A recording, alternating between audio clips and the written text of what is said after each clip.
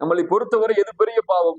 விபச்சாரம் பெரிய பாவம், வட்டி பெரிய பாவம், ஹராமான வியாபாரம் செய்வது பெரிய பாவம், அநீதம் செய்வது பெரிய பாவம், சொத்துக்களை சூறையாடுவது பெரிய பாவம், கொலை செய்வது பெரிய பாவம். ஒரு மனிதனுடைய ஏட்டில் நீங்கள் சொன்ன எல்லா பாவங்களையும் வரையறுத்து தொழுகை இல்லை என்ற ஒரே பாவத்தை மட்டும் நீங்கள் முன்னால் வையுங்கள். இந்த பாவங்களுக்கு எல்லாம் முன்னால் இந்த பாவம் தான் மிகைக்கும் எல்லாவற்றையும் விட.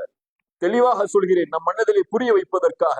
நீங்கள் விபச்சாரம் செய்வதை விட, நீங்கள் கொலை செய்வதை விட, நீங்கள் திருடுவதை விட, நீங்கள் அநீதம் செய்வதை விட, நீங்கள் பிறரை ஏமாற்றுவதை விட, இந்த உலகத்திலே அல்லாஹ்வால் பாவமாக கருதப்படுகின்ற மிகப்பெரிய பாவம் அஸ்ஸலா, தொழுகை விடுவது, தொழுகையை தவற விடுவது, தொழுகையில் கொடுபோக்காக இருப்பது.